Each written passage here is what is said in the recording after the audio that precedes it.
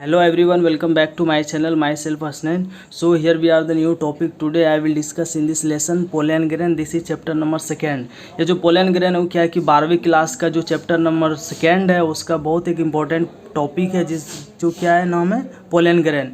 ये sexual reproduction जो chapter है क्लास 12 का जो सेकेंड नंबर चैप्टर है तो उसका बहुत इंपॉर्टेंट टॉपिक है पोलन ग्रेन। और ये जो पोलन ग्रेन का जो सारे पॉइंट्स है आपको अच्छे से ध्यान से देखना और समझना है, क्योंकि ये सारे पॉइंट्स के एनसीईआरटी बेस्ड और बहुत ही इंपॉर्टेंट पॉइंट्स अब आज डिस्कस करेंगे इस वीडियो में, इसलिए आपको अच्छे से केयरफुली वीडियो को देखना और समझना है। तो सबसे पहले क्या है कि पोलन ग्रेन हम किसको बोलते हैं? Pollen grain it represent the male gametophyte. ये जो पोलन ग्रेन है उसको हम क्या बोलते हैं? मेल गैमेटोफाइट इसको रिप्रेजेंट करता है पोलन ग्रेन को, ठीक है। उसके बाद क्या है कि pollen grain are generally spherical, यहाँ ध्यान देना, spherical measuring about 25 to 50 micrometre diameter. ये जो पोलन ग्रेन होता है जैसे आप यहाँ पे देख पा रहे हैं कि हमारा स्फेरिकल पोलन ग्रेन है और जो इसका डायमीटर है वो कितना होता है 25 से 50 माइक्रोमीटर। यहाँ पे यूनिट पे ध्यान देना है, माइक्रोमीटर है डायमीटर, ठीक है। तो जो ये लाइन है बहुत ही हाईलाइटेड लाइन है एनसीईआरटी को, तो आपको अच्छे से इसको याद रखना है, क्योंकि नीट एग्जाम है तो उसमें ये पूछा जाता है पोलन ग्रेन किस शेप का होता है, तो आपको याद होना चाहिए स्फेरिकल होता है। और पूछा जाता है सेकेंड क्वेश्चन कि इसका डायमीटर कितना होता है, तो आपको याद होना चाहिए कि 25 से 50 माइक्रोमीटर डायमीटर होता है। तो इसलिए ये सारे पॉइंट्स को आपको अच्छे से रिमेंबर करना है। जो हाईलाइटेड पॉइंट है आपको मैं यहाँ पे स्टार मार्क कर दूंगा ताकि आपको अच्छे से उसको रिकॉल या याद रख पाए, ठीक है।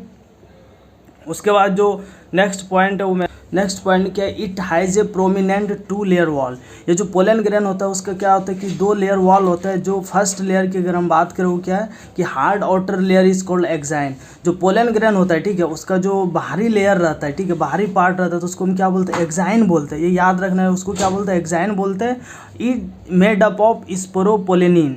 ये क्या है? जो एक्साइन पार्ट है पोलन ग्रेन का जो बाहरी लेयर हो किससे बना हुआ होता है? स्पोरोपोलेनिन। ये आपको अच्छे से याद रखना है बच्चों, बहुत अच्छे से इसको याद रखना है, क्योंकि यह बहुत इंपॉर्टेंट लाइन है। तो ये सारे जो हाईलाइटेड पॉइंट है उसको मैंने हाईलाइट कर दिया है, तो आपको अच्छे से आप उसको देख पाए और याद रख सके, ठीक है। तो क्या रखना है याद कि जो बाहरी लेयर होता है पोलन ग्रेन का वो किससे बना होता है? एक्साइन से। उसको एक्साइन बोलते हैं, ठीक है, लेकिन वो बना किससे होता है? स्पोरोपोलेनिन से बना होता है, ठीक है। उसके बाद नेक्स्ट पॉइंट क्या है? जो स्पोरोपोलेनिन है वो क्या है कि most resistant organic material non. ये जो स्पोरोपोलेनिन है उसको क्या बोलते हैं? Most resistant organic material non high temperature and strong acid and alkali, ठीक है। ये जो स्पोरोपोलेनिन है इसके बारे में ऐसा कहा जाता है कि इतना रेसिस्टेंट होता है, इतना रेसिस्ट ऑर्गेनिक मटेरियल है कि इस पर कोई भी कितना भी हाई टेम्परेचर हो या उस पर कितना भी स्ट्रॉन्ग एसिड हो, अल्कली हो, no enzyme that degrades sporopollenin is so far non.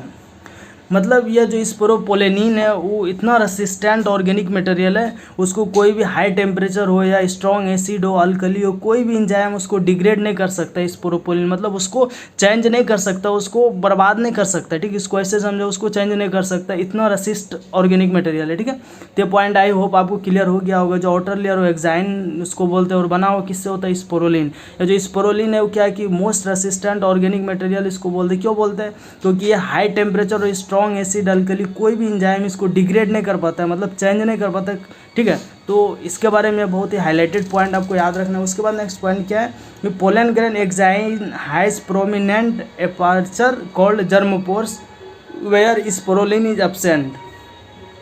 जो पोलन ग्रेन जो एक्साइन पार्ट है उसको वो क्या है? उसको हम क्या बोलते हैं? जर्मोपोर बोलते हैं, ठीक है, जिसमें क्या होता है कि स्पोरोलिन एब्सेंट होता है। ये आपको यहाँ पे ये पॉइंट याद रखना है। जो जर्मपोर होता है उसमें क्या होता है कि स्पोरोलिन क्या होता है? एब्सेंट होता है। मतलब जो एक्साइन पार्ट होता है पोलन ग्रेन में उसमें क्या होता है कि स्पोरोलिन प्रेजेंट होता है, लेकिन जो जर्मपोर है उसमें क्या होता है कि स्पोरोपोलेनिन एब्सेंट होता है। ये पॉइंट आपको ध्यान देना। उसके बाद क्या है कि pollen grain are well preserve as fossil. यहाँ पे फोजिल पॉइंट्स बहुत ही इंपॉर्टेंट है। Because of the presence of sporopollenin. Pollen grain जो क्या करता है? एक फोजिल क्या है उसको बोलते हैं? जो हिस्ट्री होता है ये इवोल्यूशन को, जो फोजिल है उस ये क्या करता है? जो इवोल्यूशन है तो उसको दर्शाता है, क्योंकि प्रेजेंस ऑफ स्पोरोपोलेनिन, ये स्पोरोपोलेनिन की वजह से क्या होता है? ये जो पोलन ग्रेन है वो क्या करता है? फोजिल शो करता है। फोजिल मतलब जो इसका इवोल्यूशन हिस्ट्री है, ठीक है। स्पोरोलिन ऐसा इसको कहा जाता है कि पहले भी मतलब जो पोलन ग्रेन था, ठीक है, पाया जाता था। क्यों? क्योंकि इसका फोजिल रिकॉर्ड इसको क्या कर रहा है? बता रहा है। ठीक है। उसके बाद क्या है कि ये तो जो inner wall of the pollen grain is called, उसको क्या बोलते हैं, इंटाइन बोलते हैं, ठीक है। जो अंदर वाला लेयर होता है पोलन ग्रेन का, वो उसको क्या बोलते हैं, इंटाइन बोलते हैं, ठीक है। It is thin and continuous layer made up of cellulose and pectin. ये क्या होता है, थीन होता है, पतला होता है, ठीक है। और ये किससे बना हुआ होता है, सेलुलोज और पेक्टिन। ये 2 पॉइंट आपको अच्छे से याद रखना है कि ये जो इंटाइन होता है वो किससे बना हुआ होता है, सेलुलोज और एक पेक्टिन से बना हुआ होता है, ठीक है। और ये क्या है कि थीन है, ठीक। इसका इंपॉर्टेंट पॉइंट ये कि जो इनर वॉल होता है उसको इंटाइन बोलेंगे, और ये किससे बना हुआ होता है, सेलुलोज और पेक्टिन से बना हुआ होता है, ठीक है। तो आपको ये दोनों याद रखना है। उसके बाद नेक्स्ट पॉइंट क्या है कि the cytoplasm of pollen grain is surrounded by plasma membrane. ये जो साइटोप्लाज्म होगा पोलन ग्रेन का, वो किससे सराउंडेड होता है, प्लाज्मो मेम्ब्रेन से क्या होता है, सराउंडेड होता है, ठीक है। उसके बाद when pollen grain is mature it contain 2 cell. जब पोलन ग्रेन क्या हो जाएगा, मेच्योर हो जाएगा, तो कंटेन क्या करेगा, 2 सेल को कंटेन करता है। वो 2 सेल कौन से, उसको भी हम देख लेते हैं। पहला जो मेरा क्या है उसको हम क्या बोलते हैं, वेजिटेटिव सेल बोलेंगे। दूसरा जो है मेरा उसको क्या बोलते हैं, जेनरेटिव सेल बोलेंगे, ठीक है। ये डायग्राम की देख लो, जैसे ये एनसीईआरटी का बहुत इंपॉर्टेंट डायग्राम है। जैसे आप देख पा रहे हैं क्या है, पूरा पोलन ग्रेन है, ठीक है। और ये जो क्या होता है, लार्जर जो पार्ट है, जैसे यहाँ पे आप देख पा रहे हैं, जो लार्जर पार्ट है इसको क्या बोलते हैं, वेजिटेटिव बोलेंगे।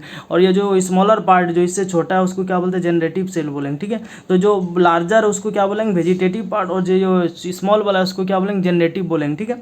तो देख लेते हैं वेजिटेटिव को अगर हम समझने की ट्राई करें तो इसका पॉइंट्स है, जैसे आप यहाँ पे देख पा रहे हैं आप कि ये जो वेजिटेटिव सेल होता है वो क्या होता है, बड़ा सेल होता है, बिगर होता है, ठीक है। और सेकंड पॉइंट क्या है कि इरेगुलर शेप्ड न्यूक्लियस होता है, मतलब इसका जो न्यूक्लियस रहेगा ये वेजिटेटिव का इरेगुलर रहेगा, मतलब रेगुलर न्यूक्लियस नहीं रहेगा, ठीक है। ये किसका पार्ट है, वेजिटेटिव का। और जनरेटिव का जैसे आप यहाँ पे देख पा रहे हैं कि ये क्या होता है, स्मॉल होता है, लेकिन वेजिटेटिव क्या था, बड़ा था, तो ये क्या हो जाएगा, स्मॉल होगा, छोटा होगा। और उसका जो नेक्स्ट पॉइंट क्या है, जनरेटिव सेल की हम बात कर रहे हैं, क्या स्मॉल है। और सेकंड पॉइंट क्या है, float in cytoplasm of vegetative cell. ये जो जनरेटिव सेल होता है वो क्या होता है, जो वेजिटेटिव सेल का जो साइटोप्लाज्म रहेगा, ये जो वेजिटेटिव सेल का जो साइटोप्लाज्म रहेगा उसमें क्या होगा, जनरेटिव सेल फ्लोट करेगा, मतलब उसी में तैरेगा, ठीक है, फ्लोट करेगा। उसके बाद नेक्स्ट पॉइंट क्या है कि spindle shaped nucleus. Generative cell का जो न्यूक्लियस रहेगा वो क्या होगा, स्पिंडल शेप्ड रहेगा। लेकिन हम क्या देखिए, जो वेजिटेटिव सेल है उसका इरेगुलर रहेगा, ठीक है। तो ये सारे पॉइंट्स आपको अच्छे से ध्यान देना है और समझना है, ठीक है। उसके बाद जो नेक्स्ट पॉइंट उस हम देख लेते हैं, उसकी अगर हम बात करें क्या है कि pollen grain many species cause allergy bronchial affection in people, ठीक है। जो पोलन ग्रेन होता है क्या करता है, एलर्जी काउज करता है। एलर्जी हो गया, ब्रोंकियल अफेक्शन जो बहुत सारे लोगों में देखने को मिलता है, often leading to chronic respiratory disorder that is asthma and bronchitis. ये जो पोलन ग्रेन रहता है वो क्या करता है, एलर्जी और ब्रोंकियल अफेक्शन करता है, काउज करता है पीपल में, जिसकी वजह से क्या हो सकता है कि उसको क्रॉनिक रिस्पायरेटरी डिसऑर्डर, अगर जो सांस लेने में प्रॉब्लम आती है उसको हम रिस्पायरेटरी डिसऑर्डर बोलते हैं, तो उसमें क्या हो सकता है, अस्थमा काउज कर सकते हैं या ब्रोंकाइटिस काउज कर सकते हैं, कौन, पोलन ग्रेन। तो ये पॉइंट आपको अच्छे से याद रखना कि पोलन ग्रेन क्या करता है, एलर्जी काउज करता है सम पीपल में। और इसमें क्या होता है कि क्रॉनिक रिस्पायरेटरी डिसऑर्डर जो होता है, बीमारी सांस लेने में प्रॉब्लम, तो वो काउज कौन कर सकता है, पोलन ग्रेन। तो उसको याद रखना है, पहला क्या है कि अस्थमा है और दूसरा क्या है, ब्रोंकाइटिस है, जो क्या करता है, पोलन ग्रेन काउज करता है। उसके बाद क्या है कि पार्थेनियम और carrot grass come in India contaminated imported wheat. ये जो पार्थेनियम एक स्पेसीज है, पोलन स्पेसीज है, और क्या है, कैरोट ग्रास, ये 2 स्पेसीज है, इंडिया में आया था कि इंपोर्ट हुआ था किससे, वीट के थ्रू। और इसके वजह से क्या होता है, काउज क्या होता है, एलर्जी करता है सम पीपल में, काउज क्या करता है, एलर्जी काउज करता है, ठीक है।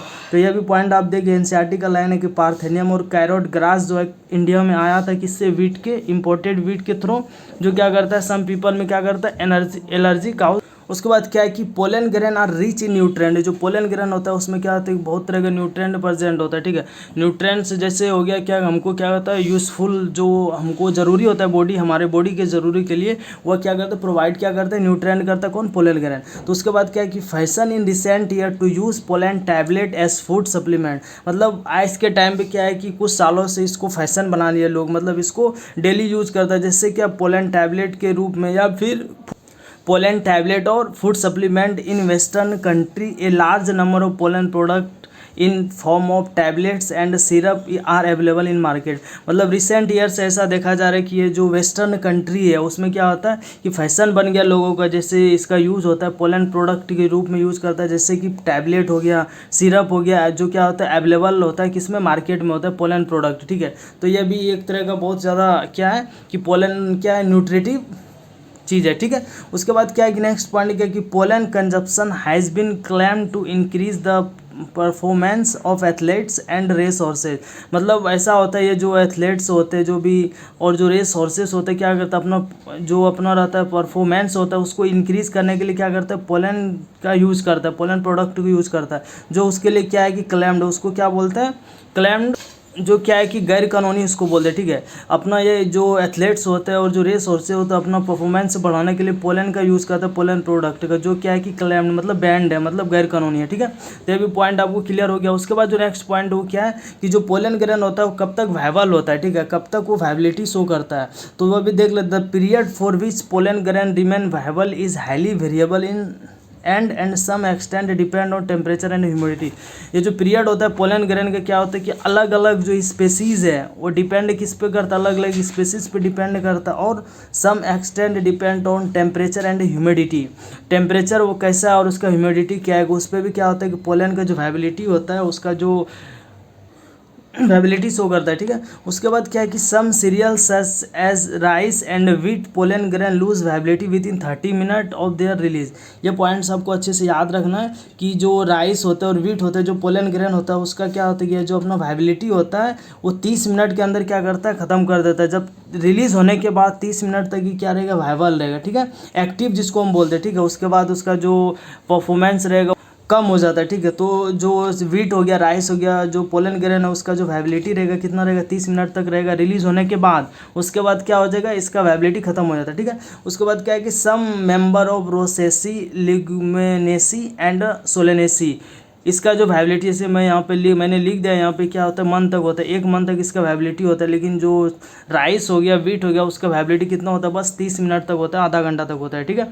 लेकिन ये जो फैमिली है रोसेसी हो गया, सोलेनेसी, इसका वायबिलिटी कितना होता है 1 मंथ तक होता है, ठीक है। उसके बाद नेक्स्ट पॉइंट क्या है कि जो पोलन ग्रेन है, पोलन ग्रेन को हम किस में स्टोर करते हैं उसको प्रिजर्व करते हैं, ठीक है, बचाते हैं। जो store pollen grain of for a year in liquid nitrogen -196 degree Celsius. ये पॉइंट सबसे जो इसका जो वीडियो है इसका सबसे हाईलाइटेड पॉइंट यही है।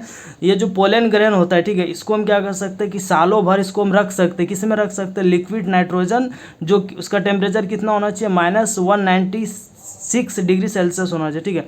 ये नीट का क्या है कि सबसे इंपॉर्टेंट क्वेश्चन ये है, ठीक है, क्योंकि हर साल जो होता है मोस्टली ये क्वेश्चन पूछा जाता है कि जो पोलन ग्रेन को हम स्टोर करते हैं उसका टेम्परेचर कितना होता है। तो आपको याद रखना है वो क्या है लिक्विड नाइट्रोजन है जिसका टेम्परेचर कितना है 196 डिग्री सेल्सियस है।